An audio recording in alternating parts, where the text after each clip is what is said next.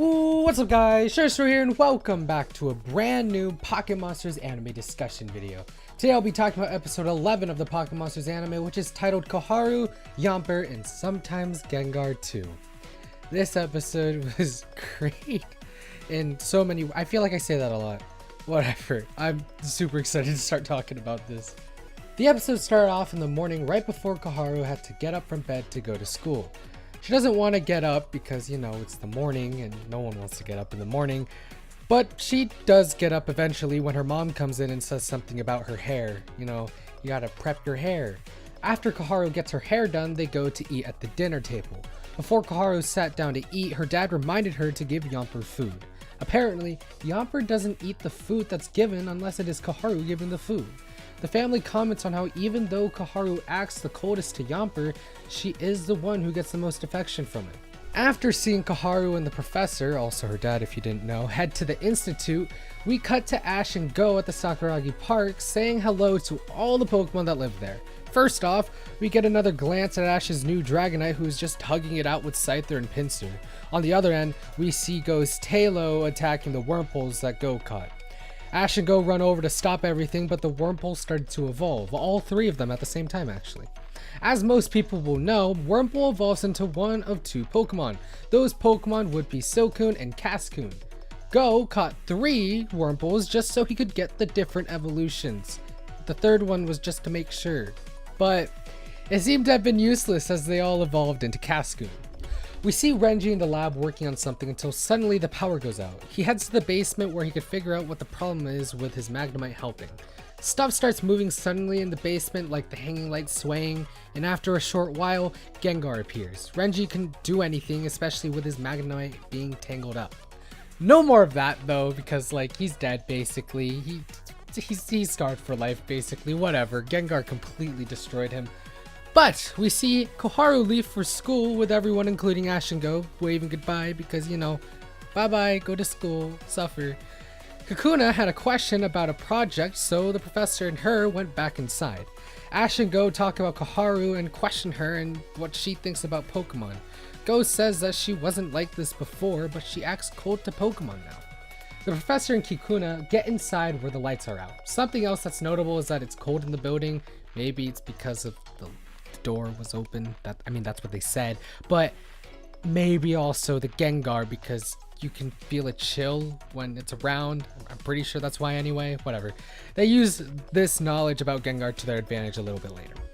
Ash and Go encounter Gengar in the lobby area and have a little bit of a battle with it. Luckily, Ash and Pikachu was able to get it to step back for now so they can process what the heck just happened. Cut back to Koharu in class where everyone is talking about their futures. Koharu says in her mind that she isn't good at this sort of stuff, you know, thinking about the future and all that. She's called on in class and everyone starts commenting on how her future should be shaping even though she isn't even sure herself. People think she should be this and that because she's the daughter of a Pokemon professor. Become a Pokemon professor, they said, and become a good battler, they said.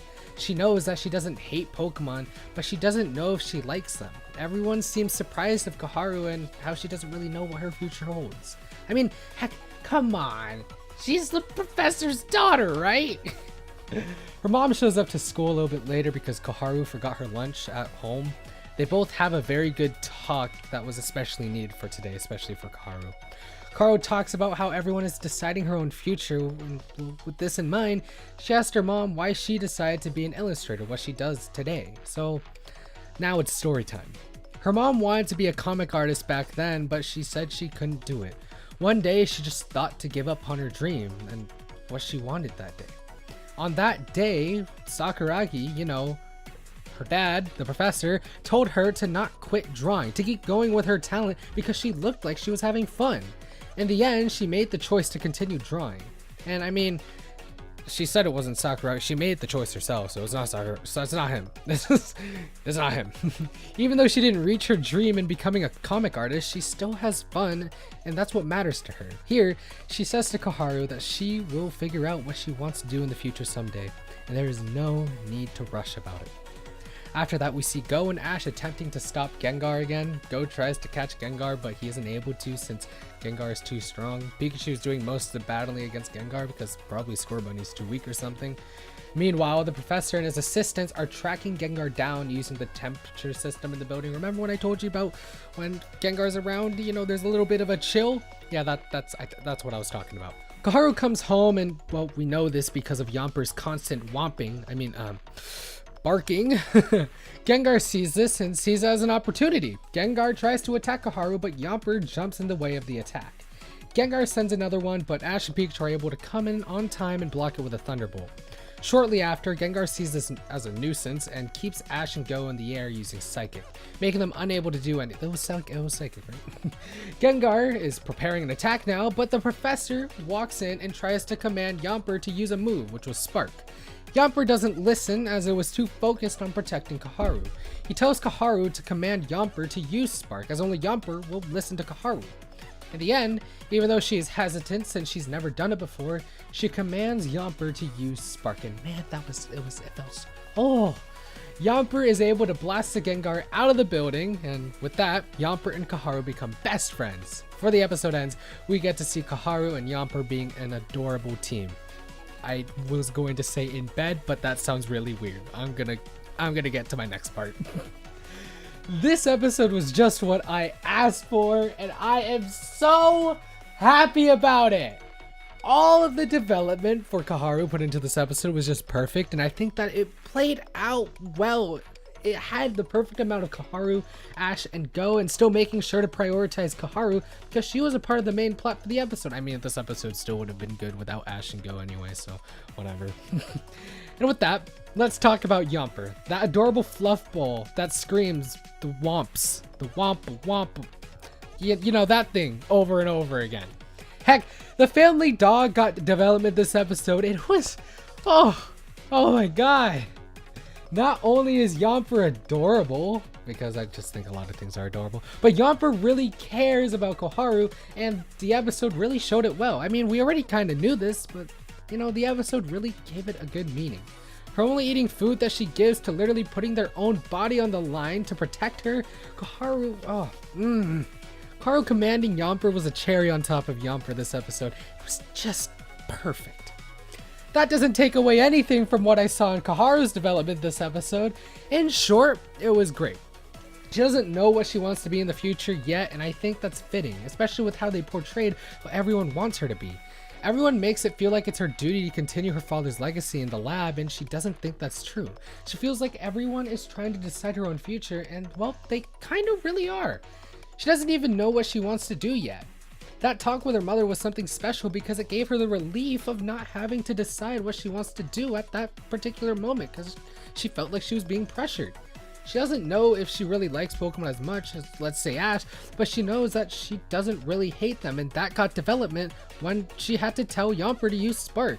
It's like we got to watch her take one big leap in her own future all in the same episode that also talks about everything else Koharu. I'm definitely excited to see more of her in future episodes.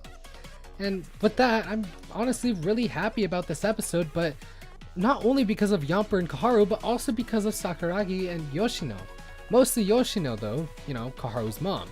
We got more of her past, and we got her in general, and it was a good, short, and touching story that completely relates to what Koharu is dealing with. It makes Koharu feel better and give the watcher a better insight on what was taking place at the time. How Yoshino was feeling and how Koharu was feeling. Truly perfect in my eyes. Overall, this episode was a great episode to watch for me. We got to see a couple evolutions, yes, but the main highlights of this episode go to Koharu and Yamper. The big stars of today's episode really pulled through and made it a delight to watch. Definitely recommend everyone watching this video to give it a watch if you haven't already. I swear it's really good. Anyways, that's gonna be it for this video. Hopefully you guys enjoyed. If you guys did enjoy, please consider hitting the like button because that is super highly appreciated. If you want to see more content like this, hit subscribe and hit the notification bell so you don't miss any more of my videos. I'll be talking about the next episode in a coming up video, so please stay tuned for that. I mean, hopefully I get the time to do that. Anyways, thank you guys so much for watching this video. Have a nice day, guys. Peace out.